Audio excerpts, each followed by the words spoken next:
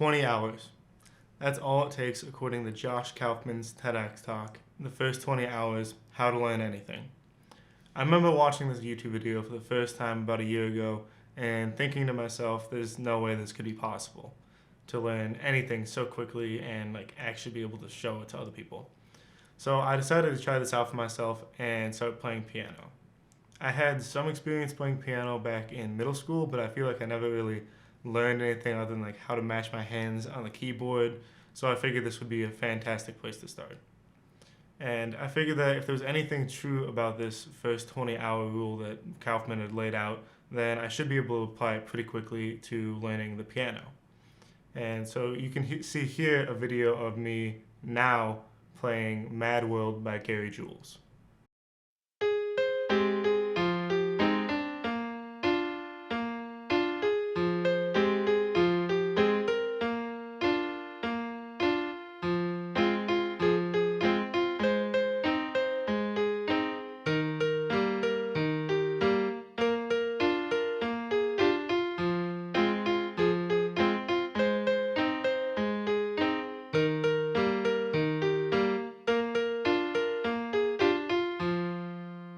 As you can see, there must have been some truth from Kaufman's idea of the first 20 hours. So in this video, I plan on breaking down the 5 steps that I think were most beneficial in actually being able to learn something new in this first 20 hours.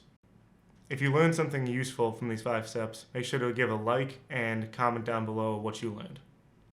First things first, you need to be able to pick an instrument that you want to play. There's no right or wrong way to do this, but it is important that you can actually acquire the instrument that you want to play. For example, it's probably easier to play the guitar than it is the pipe organ. Not that there's anything wrong with wanting to play the pipe organ, but it's probably a little bit harder to find than a guitar. Personally, I'm a frugal guy, so if I can play an instrument for free, then that's the route that I'm going to take. I knew in my case that there were several pianos littered around campus in different buildings that I could go in at any time and play. So that was the route that I chose to take for about the first 3 months of wanting to play in my instrument. You might not have this luxury. However, I suggest kind of going and asking around for people that you may know, for maybe someone has an extra guitar laying around or a keyboard. In my case, I'm using one of my friend's keyboards still until I can kind of go out and buy one of my own. There are also several stores that you can go out and rent an instrument if that's what the route you want to take. This might be a smart idea for some instruments that are kind of a bit on the more pricier side, like brass instruments, for example.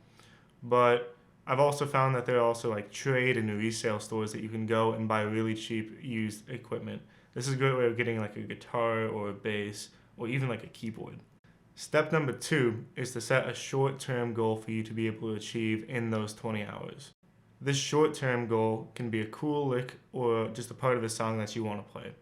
But it is important that you meet the 2 requirements of 1, that you actually like what you want to play, and 2, that it's going to be something achievable by the end of the 20 hours. The point of making sure that something is achievable is to make sure that you do not get discouraged during these first 20 hours. Discouragement is one of the things that a lot of people kind of run into issues with when they're first trying to learn an instrument, because a lot of it can be frustrating and there's so much information out there that you can kind of just get lost in the weeds, and then you just want to give up at that point.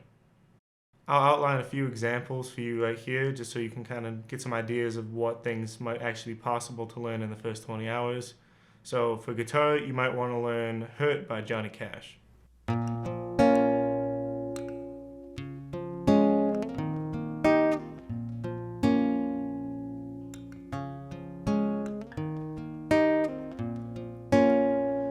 I hurt myself today to see if I still feel.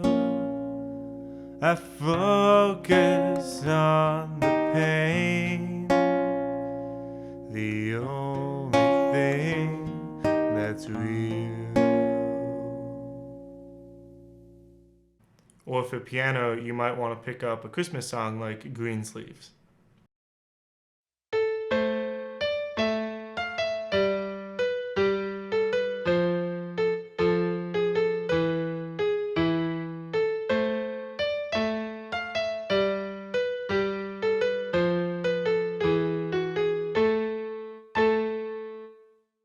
And maybe Obviously, for something like ukulele, you could pick up Riptide by Vance Joy.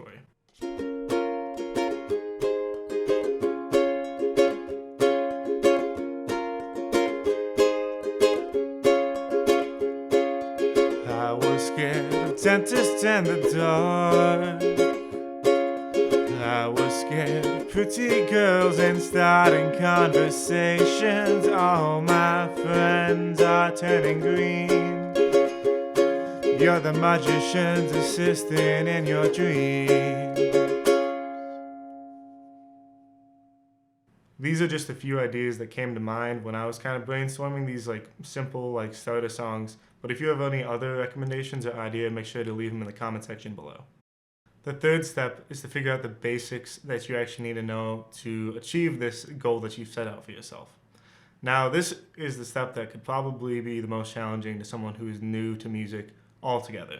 This is because sometimes it can be hard to kind of pinpoint the things that you need to learn, and there's so much information out there with all this complex music theory and all these weird, crazy concepts that it's often just, it can be a little much when you're trying to learn something all by yourself.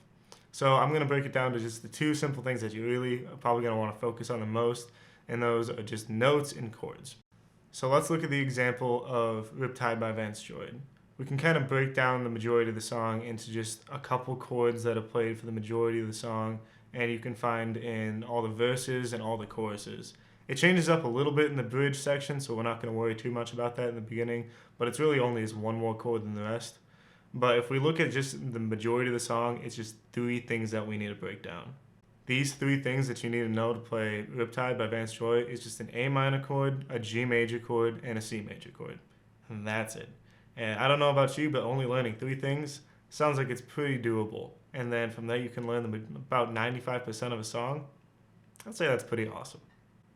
Step number 4 is hands down the most important step that you're going to face in this entire list. So if you're not paying attention to anything else, this is the most important thing you can do, and that is consistency. Now, consistency can kind of be a little daunting at some point, thinking, oh my God, I got to play every single day for like all the time. It's just like, no, there's no way that's going to happen. But I want to break it down to something that I found works fairly well for a lot of people, and it's honestly the simplest way to get into like a couple just like minutes of practice every single day. This secret is to really just sit down and ask yourself, on my worst day of the week, what is the absolute minimum amount of practice that I can get in a day? Now, this could be 5 minutes or it could be 5 hours. The actual time that you decide upon is basically irrelevant. However, what is really important is that you are honest with yourself about the amount of time that you can get on just on like your worst day of the week. So like, let's take the example of like, you have to go grocery shopping, you have to work like an extra like double long shift, like everything's just breaking down in your life. It's that day, how much could you practice in that day? That's the most important. Now you're gonna have some days that are just fantastic, where you just wanna sit down and play for like 12 hours a day, just doing everything like under the sun, and it's awesome. However, those days are not always going to be consistent, and that's kind of the point of this entire section, is to really hone in on that consistency. So even between like the best days and the worst days, you want to be able to have at least some baseline of consistency, and this absolute minimum baseline is what I think has probably helped me the most recently. For myself, I found that about 15 minutes a day on each of my instruments is really what I find to be like the absolute minimum. Some days on like weekends I can play for a couple hours and it just feels like nothing and no work, whatever. And then there's some days where I'm just flustered and annoyed, and then it just takes forever to do. I encourage you to write down the amount of time that you have decided on your absolute minimum baseline as well. This is really because it holds you accountable to what you have like decided, and then when it comes to the point where it's on those terrible days, you can look at the paper and go like, okay, I just have to do 5 minutes. Okay, I can do 5 minutes. But really the most important part for this part is that you really are honest with yourself on the amount of time that you can actually practice. The final step, step number 5, is to track your progress. Tracking how long you play, what you play, and the total amount of hours that you've played entirely is just fantastic. It's said that what you keep track of improves. So if you keep track of how much you're playing, then the amount of time that you actually spend playing is going to improve. If you keep track of the stuff that you do play, then what you do play improves. And it's just kind of this like self-fulfilling prophecy of like, oh, I'm tracking it, so now it's improving. And then it's just one giant improvement train, and it's awesome. Now, for the first 20 hours, I would say this consistency is really important on actually tracking, because you can see the amount of time that you're doing improving, and then you can see like the amount of time that you played compared to the 20 hours, and like you get closer and closer to the 20 hours, and you just know that when you get there, you're gonna be able to play everything that you wanted to play and set out for you with your short-term goal, and it's gonna be awesome. Tracking your progress is also helpful for several other reasons. Number one is it gives you another way to actually like measure the amount of progress that you're making towards your goal.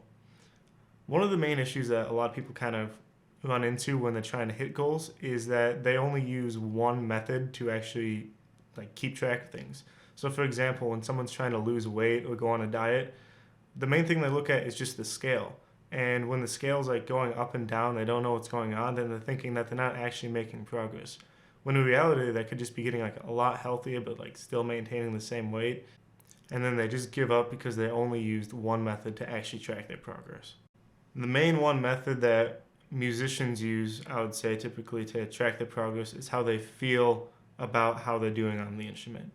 Now, the main issue that I've found with this is that learning something new can be very frustrating. And when you feel frustrated, you get flustered and angered, and then you feel like everything's just going wrong and you don't know what's going on anymore. So if that's the only method that you're using to keep track of your progress, you're not going to see any improvement going on because you don't feel any improvement going on.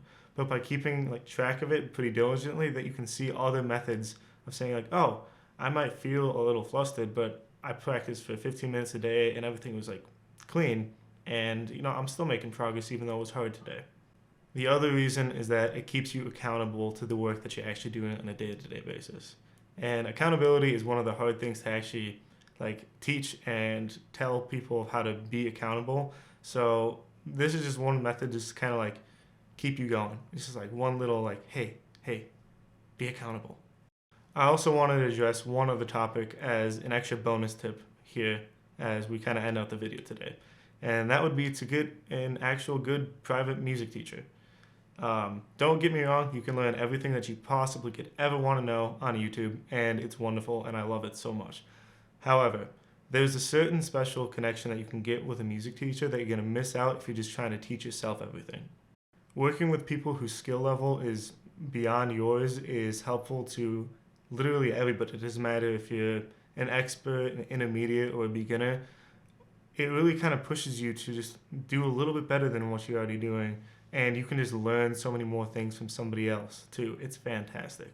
A good teacher can also address the weak spots in your playing and just kind of pick out things that you probably wouldn't even notice yourself. For example, they can see if you're kind of holding something weird and it's not really ringing out the way you want it to, or you might be consistently hitting a note wrong, and they can find those little things in your playing that can really push you to the next level.